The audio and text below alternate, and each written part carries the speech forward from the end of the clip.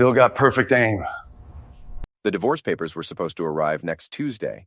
Instead, I found Monica's phone buzzing at 3 in the morning with a text that read, "Can't wait to feel you again tomorrow night, baby." The sender? Brady Voss, her boss at the tech startup where she'd been working late every night for the past 3 months. I'm Eddie Harlan, 38 years old, former military sniper turned home security contractor. I've seen enough deception in war zones to recognize it in my own bedroom. But this was amateur hour. Monica slipped through our front door like a ghost, thinking I was asleep. Her heels clicked against the hardwood floor in our suburban home, the same house we'd bought 5 years ago when we still believed in forever. The neighborhood was one of those picture-perfect places where secrets festered behind manicured lawns and white picket fences. "Working late again?" I asked from the shadows of our living room. She jumped, dropping her purse. Lipstick and breath mints scattered across the floor, along with a second phone I'd never seen before. "Eddie, God, you scared me." Her voice had that breathless quality it used to have when we were first dating. Except now I knew it came from someone else's bed. Rough night at the office?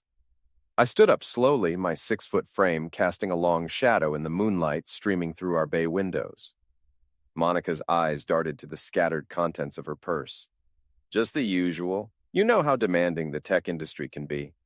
I picked up the burner phone, its screen still glowing with Brady's message. "Funny thing about technology, Mon. It leaves trails." Her face went white. "Eddie, I can explain." "Can you? Because this message from Brady suggests you two have been doing more than discussing quarterly reports." She lunged for the phone, but I held it out of reach. At 5'4", Monica had always been petite, but now she looked fragile, desperate. "It's not what you think," she said, her voice cracking. "Really? Because Brady seems pretty explicit about what he wants to do to you tomorrow night, and judging by your response, you're equally enthusiastic." I scrolled through the messages, each one more incriminating than the last. Photos, videos, detailed plans for their next encounter. 3 months of betrayal documented in digital detail. "You don't understand the pressure I'm under at work," Monica said, tears starting to flow. "Brady and we just connected. It wasn't supposed to happen." But it did happen, repeatedly. In his office, at the Marriott downtown, even in our guest bedroom when I was out of town last month. Her tears stopped. "How did you—" "I install security systems for a living, Monica. Did you really think I wouldn't notice the cameras in our own house being repositioned?" The silence stretched between us like a taut wire. Outside, Mrs. Carmody's dog was barking at something in the darkness. Our elderly neighbor was probably watching from her window, collecting gossip for her morning coffee rounds. "What do you want?" Monica finally asked. "I want to know why. 5 years of marriage and you throw it away for some Jim Bro CEO who probably can't even spell your name correctly. Brady's not like that. He's successful, ambitious." "He's married, Monica, with 2 kids. Did you forget that part, or did it just make the whole thing more exciting?" She had the decency to look ashamed, but it was too little, too late. I held up the phone again. "Here's what's going to happen. You're going to text Brady right now and tell him the party's over." "I can't do that." "Why not?" "Because—" She hesitated, and I saw something flicker across her face. Fear? Guilt? "Because it's complicated. Uncomplicated." "You don't understand. Brady's not just my boss. He's—" She stopped herself. "He's what, Monica?" "Nothing. Forget it." But I could see there was more to this story. In my military days, I'd learned to read people's tells, and Monica was broadcasting secrets like a radio tower. I typed a message on her phone. "It's over. My husband knows everything." "Don't send that!" Monica lunged for the phone again. "Give me one good reason why not. Because Brady won't just let this go. He's not the kind of man who accepts rejection well. Is that a threat?" "It's a warning. You don't know what he's capable of." I hit send. The response came back within 30 seconds. "Your husband's a loser, baby. Come to my place tonight and we'll figure this out together." I showed Monica the screen. "Looks like your boyfriend doesn't respect your decision. Or your marriage." "Eddie, please. You're making this worse." "Worse for who? You or him?" Before she could answer, my phone buzzed. A call from an unknown number. "Eddie Harlan?" The voice was smooth, confident, and completely unfamiliar. "Who's asking?" "Brady Voss. I think we need to have a conversation about your wife." Monica's face went pale as she realized I'd put the call on speaker. There's nothing to discuss, I said. Stay away from my family. See, that's where you're wrong, Eddie. Monica and I have something special. Something you obviously can't provide, or she wouldn't have come looking for a real man. A real man who hides behind his secretary's skirts and cheats on his own wife? At least I can satisfy a woman. When's the last time you made Monica scream your name? I felt that old calm settle over me. The same kind I used to feel before doing something irreversible. When's the last time you had to look over your shoulder, Brady? Is that a threat? It's a promise. Stay away from my wife, or you'll discover exactly what kind of skills the Army taught me. Tough guy, huh? We'll see about that. The line went dead. Monica was staring at me with a mixture of fear and something else. Excitement? You just made everything worse, she whispered. No, Monica, you did that 3 months ago when you decided our marriage vows were just suggestions. I walked toward the stairs, then turned back. Pack a bag. You can stay at your sister's place until we figure out what comes next. Eddie, wait. We can work this out. It was just a mistake. The only mistake was me trusting you. As I climbed the stairs to our bedroom, I heard Monica sobbing in the living room below, but I also heard something else, the sound of her dialing a number on her regular phone. Brady, it's me. We have a problem. I smiled grimly. Brady Voss had no idea what kind of problem he'd just inherited, but he was about to learn. The war had taught me patience, strategy, and how to eliminate targets without leaving fingerprints. Brady thought he was dealing with some pathetic simp of a suburban husband, a loser who'd roll over and accept defeat. He was wrong. I didn't sleep that night. Instead, I sat in my basement workshop cleaning my hunting rifles and planning my next move. The basement was my sanctuary, a place where I maintained my tools, worked on security equipment, and thought through complex problems. The walls were lined with certificates from my military service and photos from my contracting business. Monica had left for her sister's place around dawn, but not before making 3 more phone calls to Brady. I'd listened to every word through the baby monitor we'd installed upstairs when we were still planning to have children. Another dream that died somewhere along the way. By 8 a.m., I was having coffee at Shelley's Diner, the local gossip headquarters where information flowed faster than the coffee. Shelley Martinez had been slinging hash and collecting secrets for 15 years. If you wanted to know something about someone in our town, Shelley was your source. You look like heck, Eddie, she said, pouring my usual black coffee. Rough night. I heard Monica's car leaving pretty early this morning. Everything okay at home? Depends on your definition of okay. Shelley leaned against the counter, her weathered face showing genuine concern. Want to talk about it? Not yet, but when I do, you'll be the first to know. She nodded knowingly. It's always the quiet ones you have to watch out for. The quiet ones? The wives who suddenly start working late, buying new clothes, caring about their appearance again. I've seen it 100 times, honey. How does it usually end? Badly, for everyone involved. I finished my coffee and left a generous tip. Thanks, Shelley. Eddie, whatever you're planning, be smart about it. I drove to my office, a small building I shared with 2 other security contractors. My business partner, Duke Williams, was already there, reviewing installation schedules. Duke was built like a linebacker and had served with me in the Middle East. He now worked nights as a bouncer at Club Velocity downtown while running security jobs during the day. You look like you've been hit by a truck, Duke said. Monica's been cheating. Duke set down his coffee cup. Crap, man. I'm sorry, you sure? Caught her red-handed last night. Guy's name is Brady Voss. He's her boss. The tech startup CEO? I've seen him at the club. Arrogant prick who thinks money makes him bulletproof. Not anymore. Duke studied my face. What are you thinking? I'm thinking Brady needs to understand that actions have consequences. Eddie, don't do anything stupid. You've got too much to lose. I've already lost everything that mattered. No, you haven't. You've got your business, your reputation, your freedom. Don't throw it all away because your wife's a cheating hoe.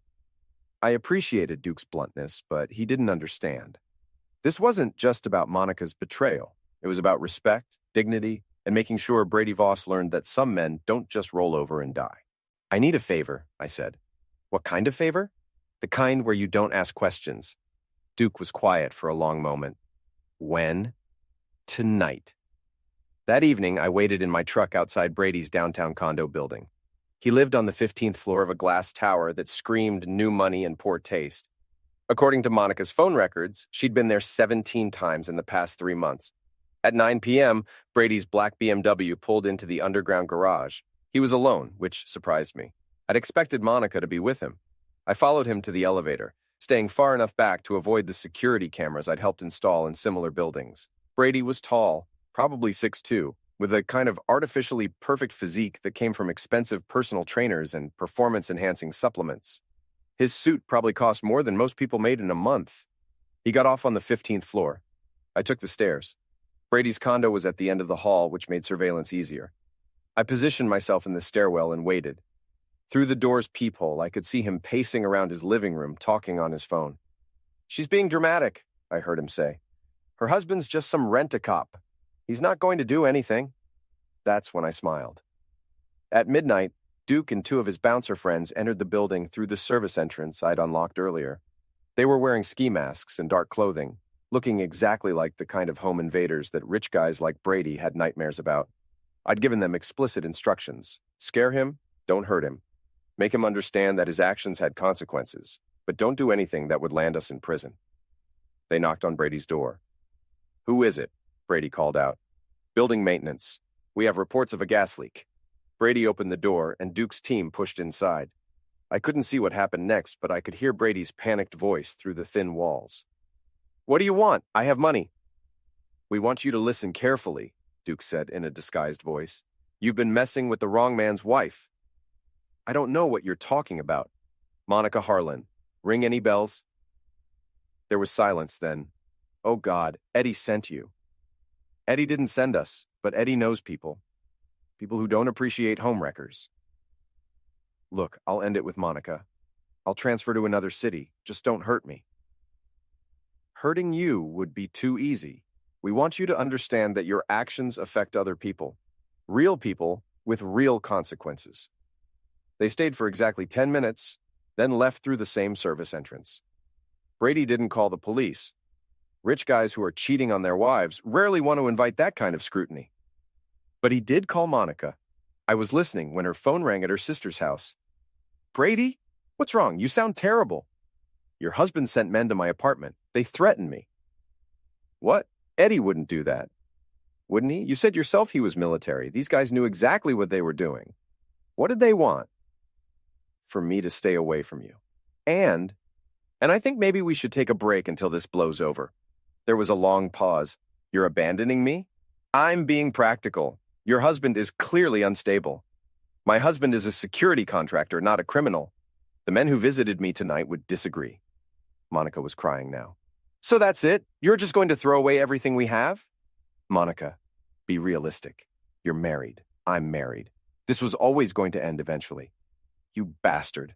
You said you loved me." "I do love you, but I love my freedom more." The line went dead.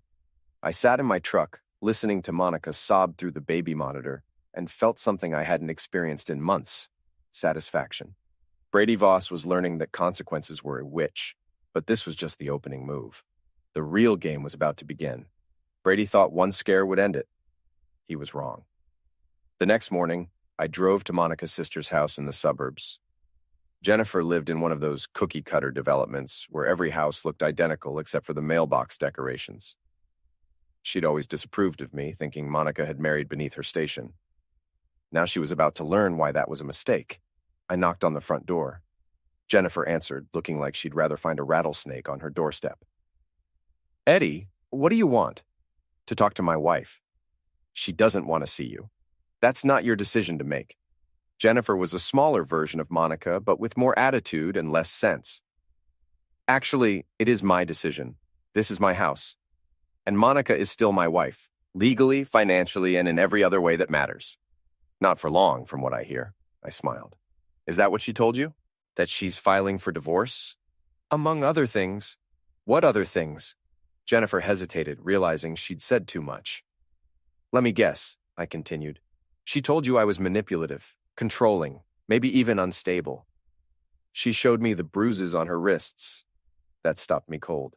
"What bruises? The ones you gave her when you grabbed her last night?" I hadn't touched Monica, not once, but I was starting to understand her game plan. "Jennifer, I need you to listen very carefully. I never laid a hand on Monica. Not last night, not ever. If she has bruises, she put them there herself. That's ridiculous. Is it? Ask yourself this, in 5 years of marriage, have you ever seen Monica with unexplained injuries before? Have I ever shown any signs of violence or aggression? Jennifer's confidence wavered slightly. Monica is setting me up, I continued. She's trying to paint a picture of a toxic marriage so she can take half of everything I own and walk away clean. You're paranoid. I'm experienced. I've seen this playbook before. Monica appeared behind her sister, looking appropriately fragile and wounded.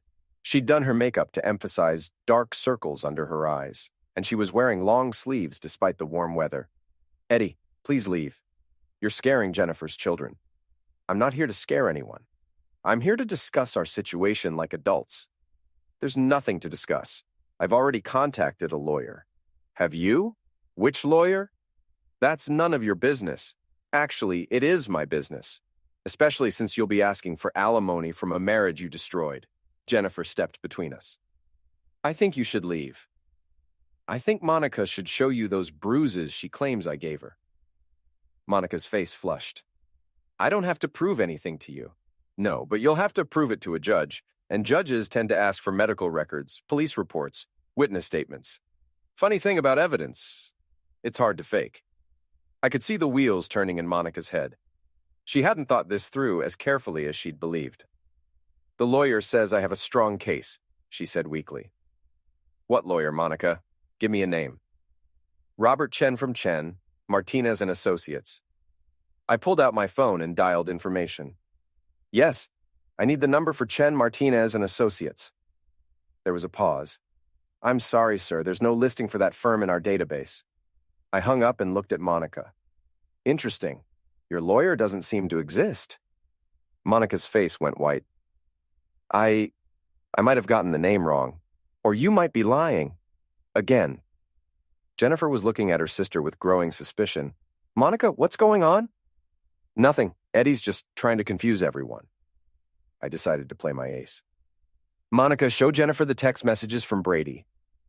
What text messages? The ones where he dumps you after my friends visited him last night. Monica's mouth fell open. How did you know about Brady's late-night visitors? Lucky guess. Jennifer turned to her sister. Who's Brady? Nobody, just a coworker. A coworker who's been sleeping with your sister for 3 months, I said. A married coworker who abandoned her the minute things got complicated. Monica, is this true? Monica started crying, but they weren't tears of sadness. They were tears of rage and frustration. You bastard, she hissed at me. You sent criminals to threaten Brady. I didn't send anyone anywhere, but I'm not surprised Brady jumped to that conclusion. Guilty consciences make people paranoid. Jennifer grabbed Monica's arm. You've been cheating on Eddie. It's not that simple. Yes, it is that simple. You took vows, you made promises, and you broke them. I almost felt sorry for Monica. Almost. The marriage was already over, Monica said. Eddie and I haven't been happy for years. So you decided to fix that by screwing your boss? Jennifer was clearly disgusted with her sister.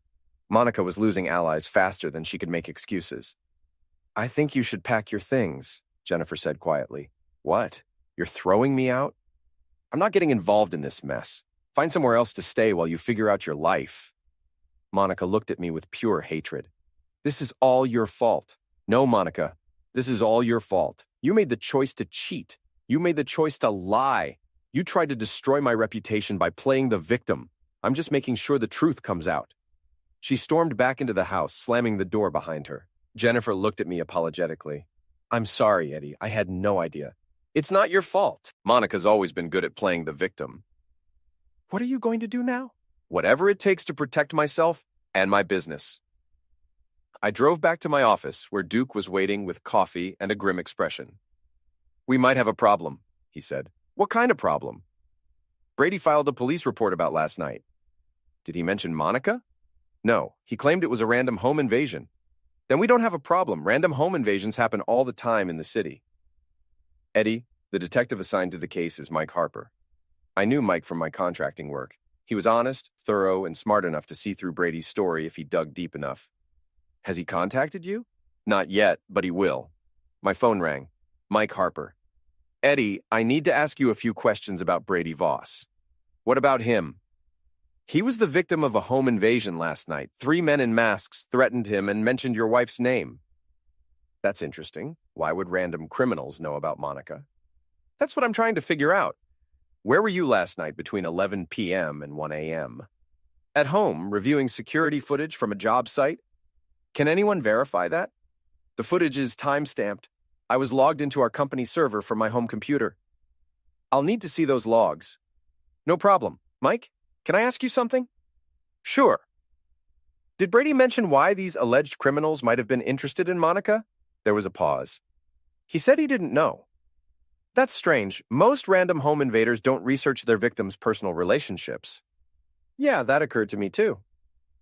After Mike hung up, I turned to Duke. We need to be more careful. Or we need to be more creative. What do you mean? I mean, maybe it's time to let Brady destroy himself. Duke was right. The direct approach was too risky, but Brady Voss had weaknesses, and I was about to exploit every single one of them. The hunt was just beginning. Brady's weakness was his ego. Like most narcissists, he couldn't resist bragging about his conquests, especially when he thought he was safe. That's why I wasn't surprised when Mrs. Carmody called me with interesting news. Eddie, dear, you might want to know that your wife was at the Marriott downtown yesterday afternoon. Mrs. Carmody was 73 years old and had been widowed for 15 years. Her hobby was collecting neighborhood gossip, which she dispensed with surgical precision. Was she alone? No, she was with that handsome man in the expensive suit. They looked very cozy. So Brady had lied about ending things with Monica. Interesting. Did they see you? Oh, heavens no. I was having tea with my bridge club in the hotel restaurant. We have a perfect view of the lobby from our usual table. Thanks for letting me know. Eddie, that girl doesn't deserve you. She never did. Mrs. Carmody was right, but that wasn't the point anymore. This was about justice, respect, and making sure Brady Voss learned that some men fight back. I drove to Club Velocity, where Duke was setting up for the evening shift. The club was one of those upscale places that attracted young professionals with more money than sense. Perfect hunting ground for predators like Brady.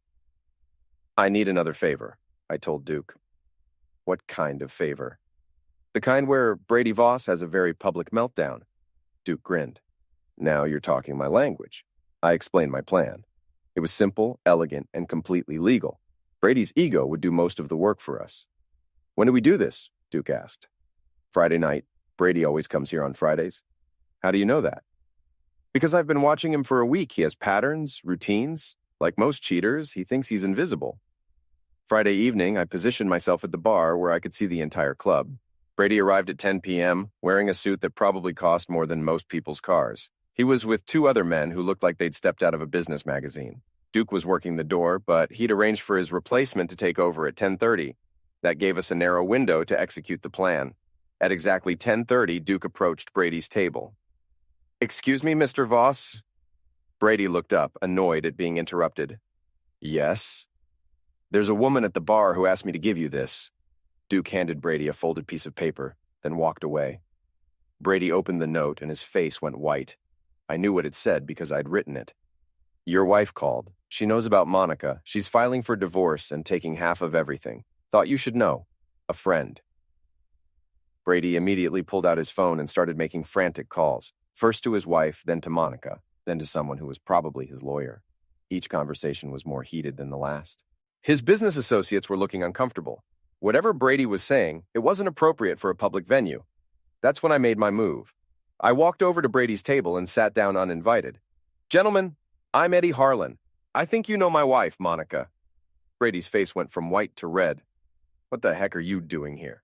Having a drink. This is a public establishment. You sent me that note. What note? Brady waved the paper. This note about my wife. I have no idea what you're talking about. But since you mention your wife, how do you think she'd feel about your relationship with Monica? Brady's business associates were listening now, their faces showing growing concern. I don't know what you're implying, Brady started. I'm not implying anything. I'm stating facts. You've been sleeping with my wife for 3 months. You've been using your position as her boss to pressure her into something she never would have agreed to otherwise. And you've been doing it while married to someone else. That's not true. Really? Because I have text messages, photos, and hotel receipts that say otherwise. One of Brady's associates leaned forward. Brady, what's he talking about? Nothing. This man is delusional. I pulled out my phone and showed them a screenshot of one of Brady's more explicit messages to Monica. Does this look delusional to you? Brady lunged across the table, trying to grab my phone. You can't show them that. Why not? You wrote it. Duke appeared at my shoulder. Is there a problem here, gentlemen? This man is harassing us, Brady said. Actually, this man is a paying customer having a quiet conversation. You're the one who's being loud and disruptive. Brady looked around and realized that half the club was staring at our table. His outburst had drawn exactly the kind of attention he couldn't afford. We're leaving, he told his associates. Actually, Brady, we need to talk, one of them said, about the company's morality clause. Brady's face went ashen. What morality clause? The one that says executives can't engage in behavior that brings negative publicity to the firm. Using your position to pressure employees definitely qualifies. Monica wasn't harassed. It was consensual. Between a boss and his subordinate, our lawyers would disagree. I stood up. Gentlemen, enjoy your evening. As I walked away, I could hear Brady's world collapsing behind me. His associates were already distancing themselves, talking about emergency board meetings and damage control. Duke caught up with me at the bar. That was beautiful. That was just the opening act. My phone buzzed. A text from Monica. What did you do to Brady? He's having a complete breakdown. I typed back. I told the truth. You should try it sometime. She called immediately. Eddie, you have to stop this. Brady's saying he doesn't want to live anymore. That's unfortunate. Maybe he should have thought about consequences before deciding to destroy 2 marriages. He's not thinking clearly. He's been drinking and taking pills. What kind of pills? I don't know. Prescription stuff. He says he can't handle the stress. I felt a flicker of concern. I wanted Brady humiliated and ruined, not dead. Where is he now? At his apartment. I'm going over there. Monica, don't. If he's really having a breakdown, you being there will only make it worse. I can't just abandon him. You abandoned me easily enough. That's different. How? Because I love him. Those 4 words hit me harder than I'd expected. Not because they hurt, but because they revealed how delusional Monica had become. Monica, Brady doesn't love you. He never did. You were just a convenient piece of A until things got complicated. You're wrong. Am I? Then why did he try to dump you after my friends visited him? He was scared. That's understandable. And why did he lie to you about ending things when he was still meeting you at hotels? Silence. Monica, Brady is using you. He's using you to feel powerful, to feed his ego, to prove he can take whatever he wants. The moment you become inconvenient, he'll throw you away like garbage. You don't know him. I know men like him. I've dealt with them my entire adult life. They're predators, Monica, and you're just the latest prey. She hung up. 20 minutes later, my phone rang again. This time it was Brady. Your wife is here, he said. His voice was slurred, barely coherent. That's her choice. She's crying. She says you're trying to destroy both of us. I'm trying to protect myself and my business from the consequences of your actions. I could have you ended, you know. I have connections. No, Brady, you don't. You have drinking buddies and golf partners. I have people who actually know how to handle problems. Is that a threat? It's a reality check. You're not as powerful as you think you are. We'll see about that. The line went dead. I looked at Duke. I think Brady's about to do something stupid. Stupider than what he's already done. Much stupider. My phone rang again. This time it was Detective Harper. Eddie, I need you to come down to the station. What for? Brady Voss is claiming you've been stalking and threatening him. That's interesting. Did he mention why I might be stalking him? He says you're mentally unstable and obsessed with his success. I laughed. Mike, Brady's been sleeping with my wife for 3 months. If anyone's obsessed, it's him. Can you prove that? Absolutely. Then get down here and bring your proof. This is about to get very complicated. As I drove to the police station, I realized Brady had just made his biggest mistake yet. He'd involved law enforcement in a situation where he had the most to lose. Some people never learn. Detective Mike Harper was waiting for me in interview room B, looking like a man who'd rather be anywhere else. We'd worked together on several security installations for the police department, and he knew I wasn't the type to make idle threats. Eddie, Brady Voss is claiming you've been harassing him for weeks. He says you sent men to his apartment, followed him to restaurants, and threatened his life. Did he mention why I might be interested in his activities? He says you're jealous of his success. I pulled out Monica's burner phone, which I'd kept as evidence. Mike, I want you to look at something. I scrolled through the messages between Monica and Brady, showing Mike the timeline of their affair. 3 months of explicit texts, photos, and detailed plans for their encounters. Jesus Christ, Mike muttered. Your wife? My wife. Brady's been sleeping with her since February. He's also been using his position as her boss to influence the relationship. That crosses a serious professional line. At minimum, it's also adultery, which affects property division in divorce proceedings. Mike studied the phone more carefully. These messages are pretty serious, but Brady's claiming you're the aggressor here. Mike, think about it logically. If I were really stalking Brady, would I be stupid enough to leave evidence? I install security systems for a living. I know how surveillance works. So, you're saying you didn't send men to his apartment? I'm saying Brady's paranoid. Cheaters always think they're being watched because they know they deserve to be. Mike leaned back in his chair. Eddie, I've known you for 5 years. You're not the type to hire thugs, but Brady seems genuinely scared. He should be scared, not of me, but of the consequences of his actions. His business partners are already distancing themselves. His wife is probably going to take him to the cleaners in divorce court, and his reputation in the business community is ruined. How do you know about his business partners? Because I was at Club Velocity last night when they found out about his affair. They were talking about morality clauses and emergency board meetings. Mike made a note. Were you there to confront Brady? I was there for a drink. Brady's the one who made it confrontational. According to Brady, you showed his business associates explicit photos of him and your wife. I showed them text messages he sent to Monica, messages that prove he's been crossing serious boundaries with an employee. Mike was quiet for a long moment. Eddie, I need to ask you directly. Did you or anyone acting on your behalf threaten Brady Voss? No. Did you send men to his apartment? No. Do you have any plans to harm Brady Voss physically? Mike, I'm not going to prison because my wife can't keep her legs closed. I'm handling this legally and professionally. Mike closed his notebook. Okay, but I need you to stay away from Brady. No contact, no surveillance, no showing up at places where he's likely to be. That's going to be difficult. Why? Because Brady works with my wife, and until our divorce is finalized, I have a legal right to know where my wife is and what she's doing. Mike rubbed his temples. This is a mess. Yes, it is, but it's Brady's mess, not mine. As I left the police station, my phone rang. Jennifer, Monica's sister. Eddie, you need to know something. Monica's been lying to everyone. About what? About everything. The bruises, the lawyer, even the affair. What do you mean? I mean, the affair is worse than she told you, and Brady isn't the only one. That stopped me cold. What are you talking about? Monica's been seeing multiple men.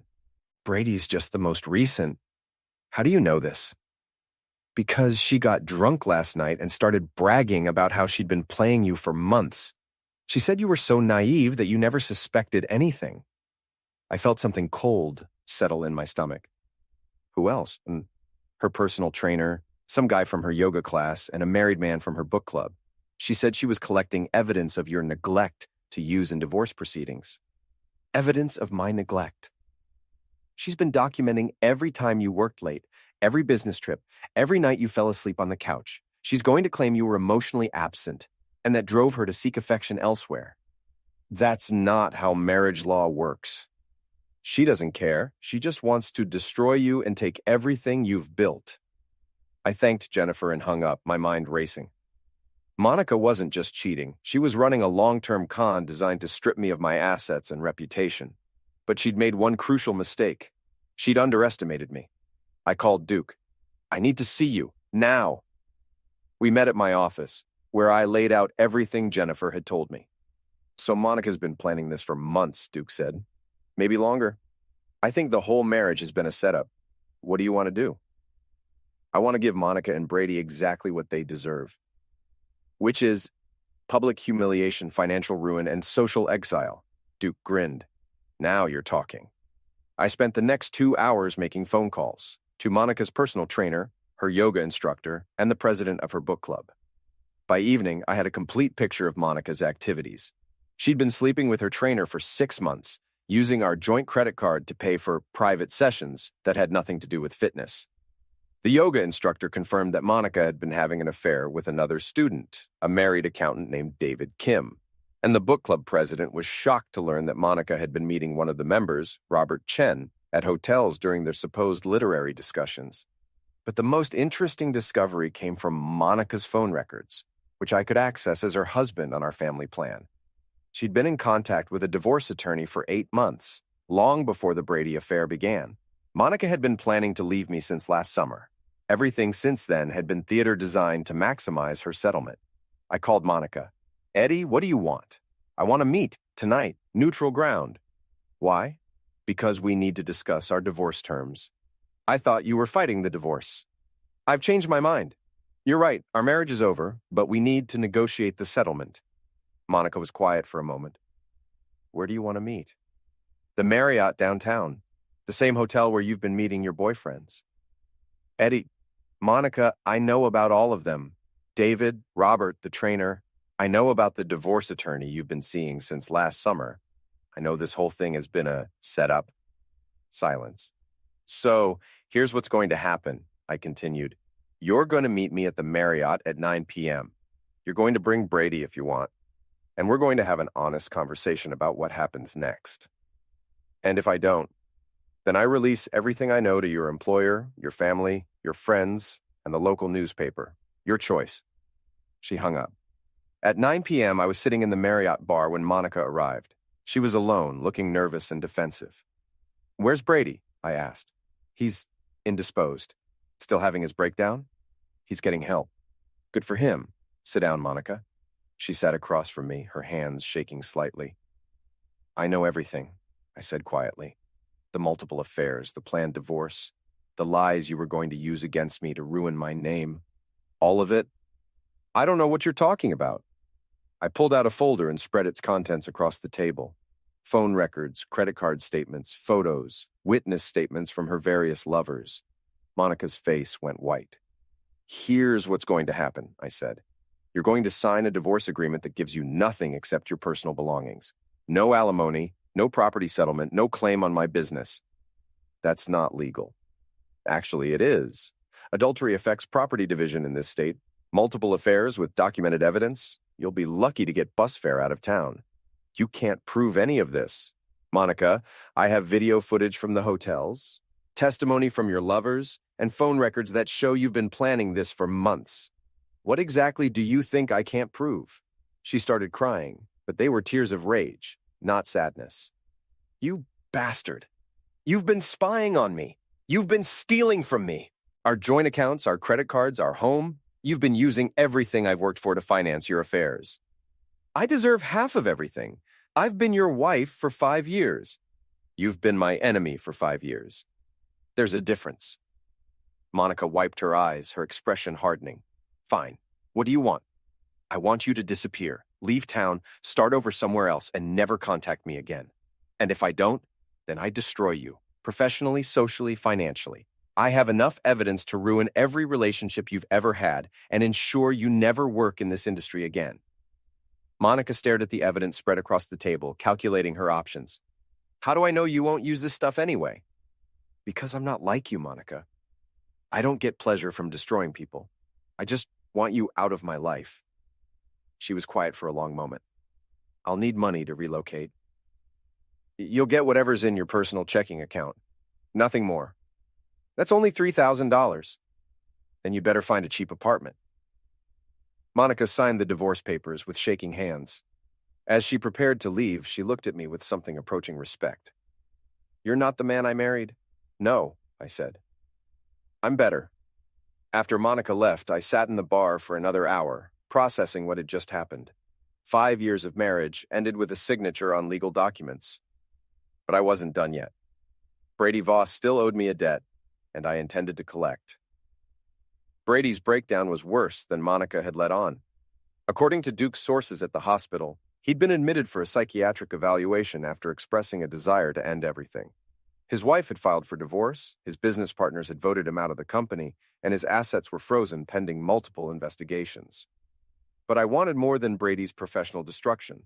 I wanted him to understand, on a personal level, the cost of his arrogance. 3 days after Monica signed the divorce papers, Brady was released from the hospital. He'd lost 20 pounds, looked like he hadn't slept in weeks, and was living in a cheap motel on the outskirts of town. I found him at Denny's at 2 in the morning, sitting alone in a corner booth, picking at a plate of eggs that had long since gone cold. Brady. He looked up, his eyes hollow and unfocused. Eddie? Come to gloat? Come to talk? I sat down across from him. Up close, Brady looked even worse than I'd imagined. His expensive suit had been replaced by wrinkled khakis and a stained polo shirt. His perfectly styled hair was greasy and unkempt. You look like heck, I said. Feel worse. Good. Brady laughed bitterly. You got what you wanted. My wife left me. My company fired me. My friends won't return my calls. Are you happy now? Not yet. What more do you want? I want you to understand something. This isn't about Monica. This isn't about revenge. This is about respect. Respect? You thought you could take whatever you wanted without consequences. You thought I was just some blue-collar loser who'd roll over and accept it like a pathetic simp. Brady was quiet, staring at his cold eggs. You were wrong, I continued. I'm not nobody. I'm a man who built a business from nothing, who served his country with honor, who treated his marriage vows as sacred promises. You tried to destroy all of that because you were bored and entitled. I never meant for it to go this far. Yes, you did. You wanted to prove you were better than me, richer, more successful, more attractive to women. You wanted to humiliate me. Brady finally looked up. You're right, I did want to humiliate you. Why? Because guys like you make guys like me feel small. You actually earned what you have. You actually deserve respect. I inherited my money, bought my way into business school, and charmed my way into executive positions. Everything I have is fake. It was the first honest thing Brady had said since I'd known him. So you decided to prove your worth by stealing my wife. I decided to prove my worth by taking something from someone who actually had worth. And how did that work out for you? Brady laughed again, but there was no humor in it. I lost everything. My wife, my kids, my company, my reputation. Monica won't even return my calls. Because Monica never loved you. She loved what you represented. Money, status, excitement. When those things disappeared, so did her interest. I know that now. Do you? Or are you just feeling sorry for yourself? Brady was quiet for a long moment. What do you want me to say, Eddie? That I'm sorry? That I've learned my lesson? That I'll never do anything like this again? I want you to say whatever's true. The truth is, I hate you. I hate that you're better than me. I hate that you handled this whole situation with more class and intelligence than I've ever shown in my entire life. And I hate that even now, even after losing everything, you're still the better man. It wasn't an apology, but it was honest. The truth is, I said, you could have been better. You had every advantage, money, education, opportunity. You chose to be a predator instead. And now I'm nothing. Now you have a chance to become something real. Brady looked confused. What do you mean? I mean, you can start over. Get a real job, earn real money, build real relationships based on honesty instead of manipulation. You think I should thank you for destroying my life? I think you should thank me for showing you who you really were before it was too late to change. I stood up to leave. Eddie? Yeah? For what it's worth, Monica was never worth any of this. I know, but my self-respect was... I walked out of Denny's, leaving Brady alone with his cold eggs and his shattered illusions. The next morning, I was having coffee at Shelley's diner when Mrs. Carmody bustled in with the latest gossip.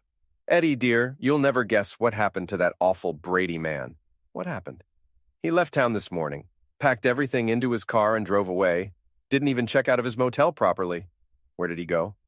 Nobody knows, but good riddance, I say. Men like that are nothing but trouble. Shelley poured me a fresh cup of coffee. What about Monica? What about her? I heard she's been staying with different friends every night. Nobody wants her around for very long. That's unfortunate.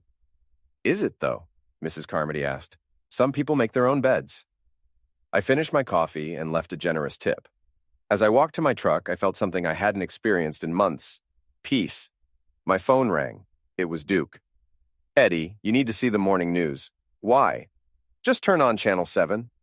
I turned on the radio in my truck and caught the tail end of a news report. Former tech executive Brady Voss was found dead in his car outside Las Vegas early this morning. Police believe no foul play was involved. Voss had recently been involved in a corporate scandal and was facing multiple lawsuits. I pulled over and called Duke back. "Did you hear?" he asked. "Yeah, I heard. How do you feel about it?" I thought about Brady sitting in that Denny's booth looking broken and defeated. I thought about our last conversation, about his admission that he hated himself more than he hated me. I feel like it didn't have to end this way.